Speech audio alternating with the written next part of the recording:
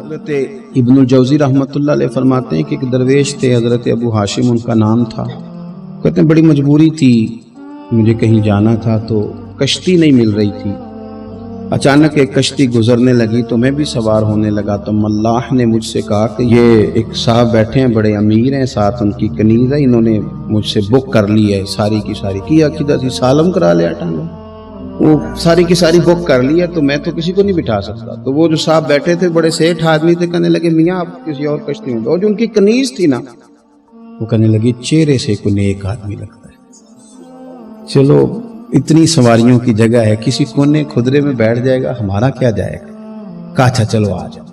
کہتے میں کونے میں بیٹھ گیا، تھوڑا رستہ آگے گیا، انہوں نے کھانے کا سامان نکالا، مجھے بھی کھلایا، لیکن کھاتے کھاتے میری نظر پڑی تو اس میں تو شراب کے برتن بھی تھے معاذ۔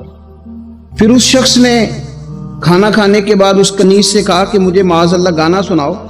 وہ گانے گانے لگی، یہ میری طرف متوجہ ہونے لگا، مجھے کہنے لگا سنو، میں نے کہا میں یہ نہیں سنتا۔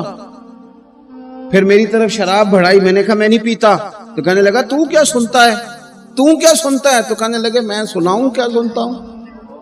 کہا سنائیے، فرماتے میں نے قرآن پاک پڑھنا شروع کر دیا۔ کچھ لوگ، میں آپ کو یقین سے کہتا ہوں، کچھ لوگ ایسے ہیں جن کی زندگی دور گزر گئی ہے مسجد سے، انہیں کو بندہ چاہیے جو تھوڑا سا جا کے پیغام حق سنائے۔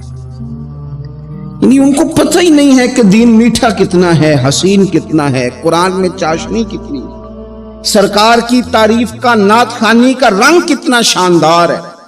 میرا یہ ماننا ہے کہ جسے رب رسول کے رنگوں کی خوشبو کا پتہ چل گیا نا، پھر دنیا کا کوئی اور رنگ اسے اپنی طرف مائل کر ہی نہیں سکتا، سوال ہی پیدا نہیں ہوتا۔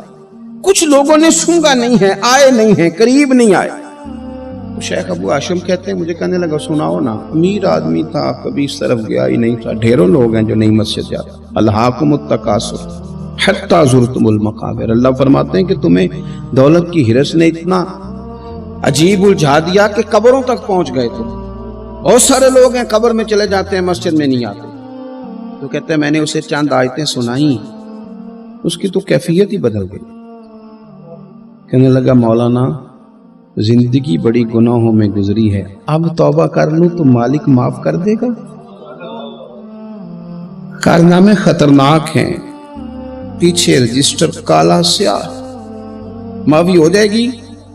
دولت بڑی تھی تو پھر ہم نے بھی شراب کباب شباب میں اڑا دی ساری، معاف کر دے گا۔ تو کہتے ہیں میں نے کہا ہو بندے کے آنے کی دیر ہے، اس کی رحمت تو فوراً ہی قبول کر لیتی ہے۔ ویسے بھی عدل کریں تے تھر تھر کمبن، اونچیاں شانہ والے تجھے فضل کریں تے پھر تے بخشے جامن میرے جے منہ کالے۔ کہتے اس نے اس کنیز کو آزاد کیا، دولت اللہ کی راہ میں خیرات کی، 40 سال میرے ساتھ رہا۔ پھر میں نے اس کی زبان سے سوائے خیر کے جملہ نہیں سنا، ایک کی بات کرتا تھا، کہتا تھا شیخ کاش آپ مجھے تھوڑا پہلے مل جاتے، زندگی سے یہ گلہ ہے کہ تو ذرا دیر سے ملا ہے، پہلے مل جاتے نا تو شاید میری زندگی کچھ اور دن بن جاتے، تھوڑی دیر اللہ والے کی صحبت۔ آپ فرماتے ہیں پھر وہ 40 سال کے بعد میرے سامنے انتقال ہوا، میں نے ہی دفن کیا، میں نے ہی قبر میں اتارا، جنازے کا اہتمام بھی میں نے ہی کیا۔ میرا یار تھا، دل لگ گیا تھا، پیار ہو گیا، میں پریشان رہتا۔ ایک دن خواب میں مل کے مجھے کہنے لگا فکر نہ کر، میں نے اپنے رب کو بڑا ہی مہربان پایا ہے، میں نے اسے بڑا کریم پایا ہے، معاف کرنے والا پایا ہے، درگزر کرنے والا پایا ہے، اس نے فضل فرما دیا، میرے گناہوں پر اس کے عفو و درگزر کا قلم چل گیا ہے، اور میرے حق میں جو فیصلہ آیا ہے وہ رحمت والا ہی آیا ہے۔ جو لوگ کہتے ہیں نا میرا دل نہیں بدلتا، جو لوگ کہتے ہیں میری کیفیت نہیں بدلتی، ذوق نہیں آتا، تو یہ حدیث بتاتی ہے کہ ذوق بھی کوئی خاص صحبت میسر آئے تو پھر ہی قائم رہتا ہے۔ وہ جو محبوب علیہ السلام نے فرمایا نا کہ اللہ کا بندہ وہ ہے جسے دیکھو تو رب یاد آ جائے۔ خاص لوگ ہوتے ہیں جن کی صحبت میں بیٹھنے سے انسان کا دل اللہ سے جڑتا ہے، رسول اللہ صلی اللہ علیہ وسلم سے جڑتا ہے، دین پر عمل کرنے کو طبیعت چاہتی۔ ایسے لوگوں کی صحبت کتنی مفید ہے وہ ہمیں اس حدیث سے عکس کرنا ہے۔ حضرت حنظلہ رضی اللہ تعالیٰ عنہ اور مرکز وفا اور اس امت کے ادب اور عشق میں استاد حضرت ابو بکر صدیق رضی اللہ تعالیٰ عنہ، یہ دونوں حضور کی بارگاہ میں گئے، انداز کا اختیار کیا، کہنے لگے یا رسول اللہ صلی اللہ علیہ وسلم، ہمارے دل کی تو کیفیات دو قسم کی ہیں حضور، جب ہم آپ کے پاس ہوتے ہیں نا، جنت اور دوزخ کا ذکر سنتے ہیں، ہمیں یوں لگتا ہے جنت اور دوزخ ہماری آنکھوں کے سامنے، دل کے اندر فوراً جذبات ابھر آتے ہیں کہ اب ہر خیر کا کام کرنا، اب جنت ہی کی طرف مائل ہونا ہے، ہماری قلبی کیفیات، ہماری باطنی کیفیت بدل جاتی، نور علی نور ہو جاتا ہے سارا کچھ۔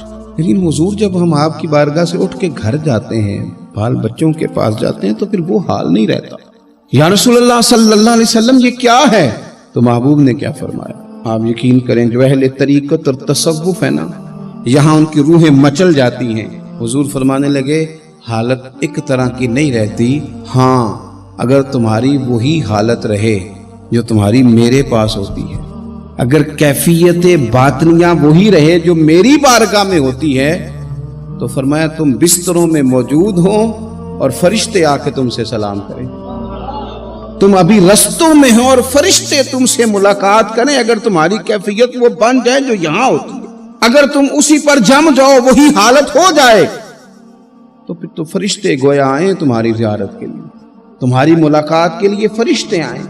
اگر کیفیات بدل جائیں کسی اللہ کے بندے کی بارگاہ میں بیٹھ کر، تو پھر اس کیفیت کو برقرار رکھنے کی کوشش کی جائے، اگرچہ حضور نے فرما دیا کہ کیفیات ایک جیسی نہیں رہتی، اور چلو میرے بھائی تھوڑی دیر کے لیے ہی صحیح، جتنی صحبت میسر آئے، شاید اسی لیے امام اعظم ابو حنیفہ رحمۃ اللہ علیہ کی عمر 60 سال سے زیادہ تھی، تو کسی نے پوچھا حضور کتنی عمر ہے؟ فرمایا عمر ہے 3 سال۔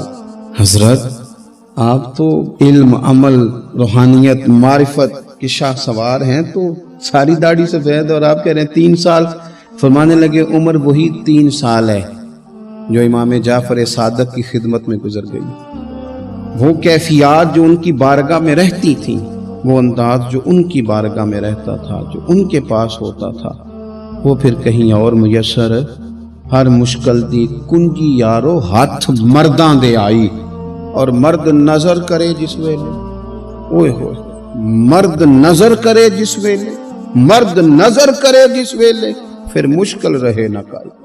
وہ جو کیفیات ہے نا اس وقت کی، کوئی رب کا بندہ ملے اور انسان اس کی صحبت میں بیٹھ کے اپنے رب کو یاد کرے، رسول کریم کی محبت میں مچلے، تو پھر وہ لمحے اتنے قیمتی ہیں کہ وہ زندگی سنوارنے کے لیے کافی ہو سکتے ہیں۔